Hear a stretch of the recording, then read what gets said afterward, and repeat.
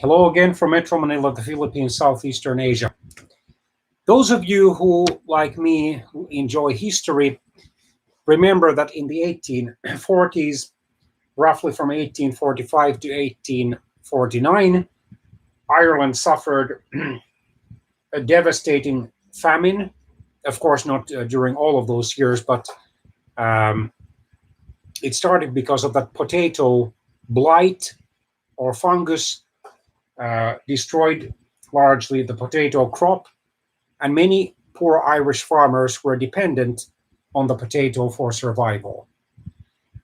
And because of the system of land holdings that had divided many Irish farmers' holdings to no more than 6 hectares, about 1/4 had to make do with a maximum of 2 hectares. Another 2/5 were slightly luckier. They had between 2 and 6 hectares of land. Potato, unfortunately, became the only crop that could reasonably keep those still rather large farmers' families alive. The Irish lumper had got adjusted to the cool to mild and moist, notably rainy Irish climate, and it was an easy and simple crop to plant. The farmers only needed a spade or a shovel. And then the system of absentee British landlords who relied on the middlemen to collect the rents from the poor Irish farmers, and usually did not care what happened to the farmers as long as they got the rents. Many of the middlemen abused and or discriminated against or oppressed these poor Irish farmers. Then there was the recipe for disaster, because not enough of the authorities, political, economic, or sadly even ecclesiastical authorities, were willing to help those poor Irish farmers to diversify their cultivation of crops or their diet. And then when the potato blight arrived to Ireland around 1845, the disaster was ready to be made.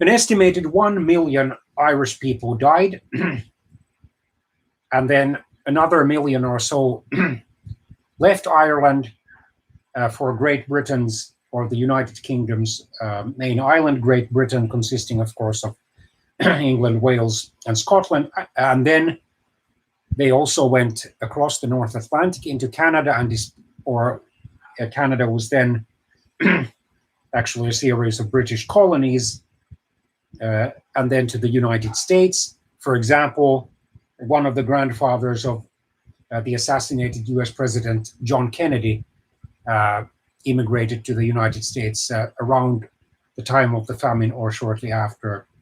And then some even found their way to Australia.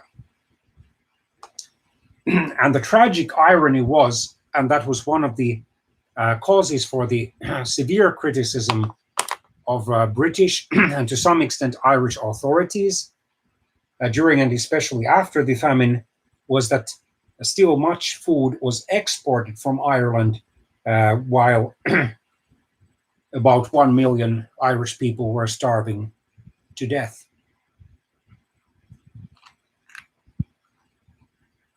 Especially Western and Southern Ireland suffered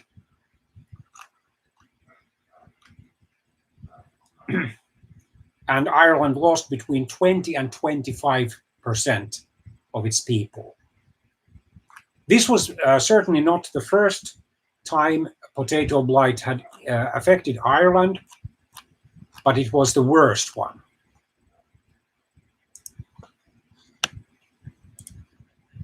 At first, the gentry or landowning aristocrats had eaten potatoes in Ireland, and at first The ordinary Irish people had not eaten them, but between 1800 and 1820, many poor Irish people started to eat potatoes, especially in the winter time.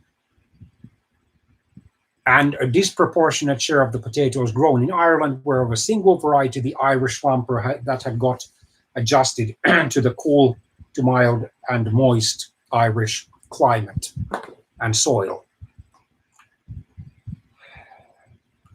And as the first half of the 19th century wore on, more and more Irish people started to depend mostly or solely on the potato for survival.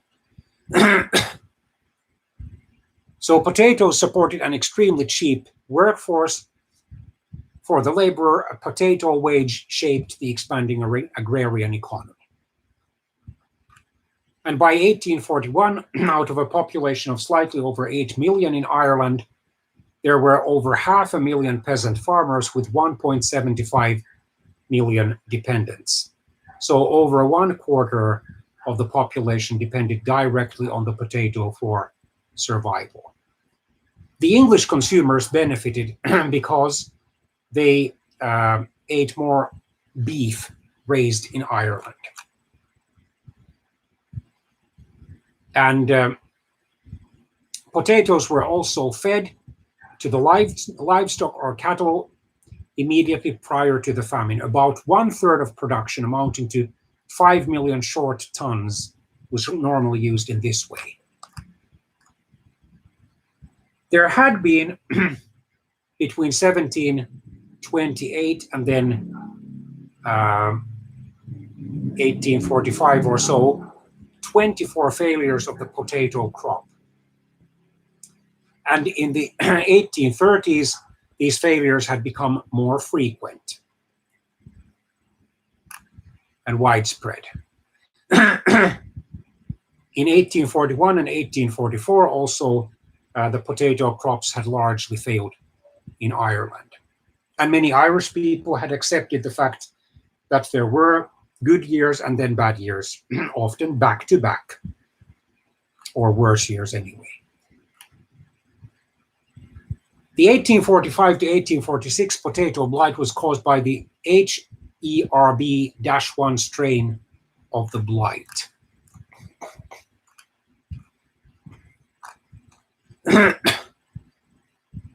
In mid-August 1845, the Gardener's Chronicle and Horticultural Gazette reported the blight of unusual character on the Isle of Wight, off the southern coast of England. On August the 23rd, it reported that a fearful malady or disease had broken out among the potato crop in Belgium. The fields were said to be completely desolated. And there was hardly a sound sample in the Covent Garden market. Then on September the 11th, 1845, the Freeman's Journal reported on the appearance of what was called cholera in potatoes in Ireland, especially in the north. Despite these alarming news, the British government took little or no action because it received also conflicting reports. Only when the crop was harvested in October 1845 did it become apparent how huge destruction and therefore a huge famine was facing Ireland. The British Prime Minister Sir Robert Peel wrote to Sir James Graham in mid-October 1845 that he found the reports very alarming, but reminded him that there was, according to Woodham Smith, always a tendency to exaggeration in Irish news. So even then, people seem to believe in fake news. The Mansion House Committee in Dublin claimed in late November 1845 to have made sure, without any doubt, that considerably more than 1/3 of the entire potato crop had already been destroyed. In 1846, 3/4 of the harvest were lost to blight. And by December 1846, 1/3 destitute people were employed in public works. Seed potatoes were therefore scarce in 1847. Few had been sown, so despite average yields, hunger continued. In 1848, yields were only 2/3 of normal because over 3 million Irish people totally depended on potatoes for food. Hunger and famine were inevitable. The Corporation of Dublin sent a memorial to the then young British Queen Victoria, praying her to call Parliament together early. The British Parliament was prorogued at that time, in other words, not meeting, and to recommend the requisition of some public money for public works, especially railways in Ireland. Also, the Town Council of Belfast in Northern Ireland met and made similar suggestions, but neither body asked for charity or relief for the poor.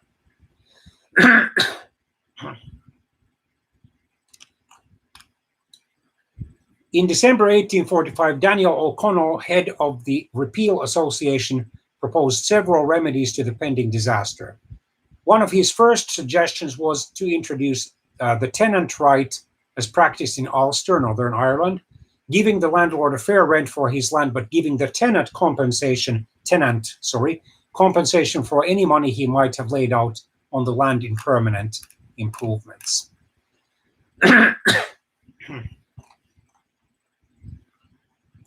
John Mitchell raised the issue of the potato disease in Ireland as early as in 1844. In the Nation newspaper, noting how powerful an agent the hunger had been in earlier revolutions. Well, most notably or memorably probably in the Great French Revolution, which broke out in 1789. The previous year's harvest had basically failed in much of France. And that had not been the first time in the second half of the 18th century in that country. In February 1846, he wrote about the wretched way in which the famine was being trifled with, and asked whether the British government still did not have any conception that there might soon be millions of human beings in Ireland having nothing to eat. He's tracked The Last Conquest of Ireland, perhaps in brackets, published in 1861, declared the widespread view that British actions during the famine and their treatment of the Irish was a deliberate effort to murder the Irish. It contained a notorious statement. The Almighty, meaning God, of course, indeed sent the potato blight, but the English created the famine. He was charged with sedition or incitement to rebellion because of his writings, but this charge was soon dropped. He was, however, convicted by a packed jury, in other words, a jury that was not even meant to be impartial, under the newly enacted Treason Felony Act, and sentenced to 14 years transportation to Bermuda, an island in the Caribbean. According to Charles Gavin Duffy, the Nation insisted that the one remedy was that which the rest of Europe had adopted, which even the parliaments of the Pale had adopted in periods of distress. That was to retain in the country the food raised by her people until the people were fed. The period of the potato blight in Ireland from 1845 to 1851 was full of political confrontation. The more radical Young Ireland group seceded from the repeal movement in July 1846 and attempted an armed rebellion in 1848 as a part of the so-called Crazy Year of Europe, but it was unsuccessful. Historian F.S.L. Lyons characterized the British government's initial response to the early, less severe phase of the famine as prompt and relatively successful. Confronted by widespread crop failure in November 1845, Prime Minister Sir Robert Peel purchased 100,000 British pounds worth of maize, meaning corn, and cornmeal secretly from the United States, with Baring Brothers initially acting as his agents. Due to poor weather conditions, the first shipment only arrived to Ireland at the start of February 1846. The initial shipments were of unground dried kernels, but the few Irish mills in operation were not equipped for milling maize and a long and complicated milling process had to be adopted before the meal could be distributed. In October 1845, Peel moved to repeal the Corn Laws, tariffs on grain which kept the price of bread artificially high, which of course was hated by many poor people in Britain, not just many poor Irish people. But the issue split his party, and he had insufficient support from his own colleagues to push the measure through. Back in those days, the House of Lords still had more political power than it has had since the Parliament Act of 1911, which reduced the House of Lords' power to delay legislation to 3 consecutive sessions of the British Parliament, so that if in 3 consecutive sessions the British Parliament passed, the British House of Commons, or the lower House of Parliament, passed the same law, it would be considered approved even if the House of Lords opposed it. In December 1845, Peel resigned as Prime Minister, but the opposition could not form a government, and then he was reappointed. In March 1846, he established a program of public works in Ireland. However, the famine worsened during 1846, and despite the Corn Laws repeal, the starving Irish people were hardly helped. The measure split the Conservative Party, leading to Peel's resignation. In June 1846, the second reading of the government's Irish Coercion Bill was defeated by 73 votes in the House of Commons. The Whig leader, Lord John Russell, became Prime Minister. The new Whig administration, influenced by the capitalist doctrine of laissez-faire, or let go, let do, believed that the market would provide the food needed, and they refused to intervene against food exports to England, then halted the previous government's food and relief works, leaving many hundreds of thousands of Irish people without any work, money, or food. Russell's ministry, or government, or cabinet, introduced a new program of public works that by the end of December 1846 employed some 500,000 Irish and proved impossible to administer. In June 1847, the Poor Law Amendment Act was passed, which embodied the principle popular in Britain that Irish property, meaning those Irish people who were wealthy enough to own especially land, must support Irish poverty. The landed proprietors in Ireland, many of whom were aristocrats, of course, were held in Britain to have created the conditions that led to the famine. However, people did assert that the British Parliament, since the Act of Union of 1800, which had officially united Great Britain, meaning England, Wales, and Scotland, with Ireland, and had abolished the Irish Parliament, is instead establishing a quota of Irish commoners and peers, or members of the House of Commons and House of Lords, who were to be elected for the commoners and appointed by the peers to represent the Irish interests in the British Parliament in Westminster, London. The Gregory Clause of the Poor Law, named after William H. Gregory, a member of Parliament, prohibited anyone who held at least 1/4 of an acre or 0.1 hectares from receiving relief. In practice, this meant that if a farmer, having sold all his produce to pay rent and taxes, should be reduced, as many thousands of them were, to applying for public outdoor relief, he would not get it until he had first delivered up all his land to the landlord. Accordingly, thousands of people were driven off the land, 90,000 in 1849 and 104,000 in 1850.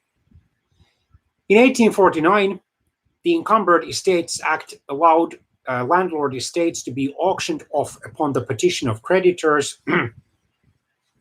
Estates with debts were then auctioned off at low prices, the rents were raised, and tenants evicted to create large cattle grazing pastures. Between 1849 and 1854, some 50,000 families were evicted. Records show that Irish land exported food even during the famine's worst years. Okay, so an Irish farmer has revived a potato not seen since the Great Famine. This article was written by Catherine Zuckerman for the National Geographic News and published already on March the 16th, 2013, so over 6 years ago. It struck down the growing plants like frost in summer. It spread faster than the cholera amongst men. That description of Ireland's historic potato blight from English writer E.C. Largy's book, The Advance of the Fungi, may sound extreme, but it's not. The devastating disease nearly wiped out many Irish potato varieties, igniting the country's Great Famine in the mid-19th century. But then, in 2013, just in time for St. Patrick's Day, one of those blighted potatoes is making a comeback. Meet the lumper. As its name implies, this potato is not especially beautiful. It's large, knobby, and well, lumpy, with pale brown skin and yellow flesh. Still, it was widely grown in Ireland before the famine because it did well in poor soil and could feed a lot of mouths. According to University College Dublin's Cormac O'Grada, an expert on the history of famines, the blight or Phytophthora infestans destroyed about 1/3 of Ireland's potato crop in 1845 and almost all of it in 1846. Spuds are faring much better today thanks to modern farming techniques and technology, although potato blight is still an ongoing concern for Irish farmers. The lumper was a thing of the mashed, roasted, and baked potato past until about 5 years ago, so around 2008, when farmer Michael McKillop, a grower and packer for Northern Ireland's Glens of Antrim potato suppliers, became interested in the antique tuber. He got his hands on some heirloom seeds and cultivated them. Why revive this particular potato? I chose the lumper because of its history and its unusual look and feel, he said. The history book said the taste wasn't particularly nice, so I was fascinated to find out what it was really like myself. So, how does it taste? Descriptions range from good and pleasing to not bad and soapy. The Daily Spud blog calls the lumper's texture waxy rather than flour like other potatoes, not necessarily a compliment. Dermot Carey, the head grower at Ireland's Lissadell/Langford potato collection, which contains over 200 varieties, has tasted his fair share of different potatoes. He is not a huge fan of the lumper. It's edible, in other words, it can be eaten, but it wouldn't be my favorite. However, poor people, and especially starving ones, might have considered it a great delicacy and might have thanked the good Lord for the privilege and for his mercy of allowing them to eat at least lumper or lumpers. Chef and native Dubliner Cathal Armstrong, who owns several Washington, D.C. area restaurants, has mixed feelings about the lumper's return. I think it's both exciting and a little frightening to bring back this species of potato that is related to so much devastation. But I would still love to get my hands on some and see how they taste. I guess it would be similar to bumping into the ghost of a long-lost relative in a dark alley. Suddenly craving potatoes? Try Chef Armstrong gratin recipe. He prefers the Idaho variety for this dish, but says the lumper sounds like it would work too. What is your favorite way to eat potatoes? Share it with us in the comments.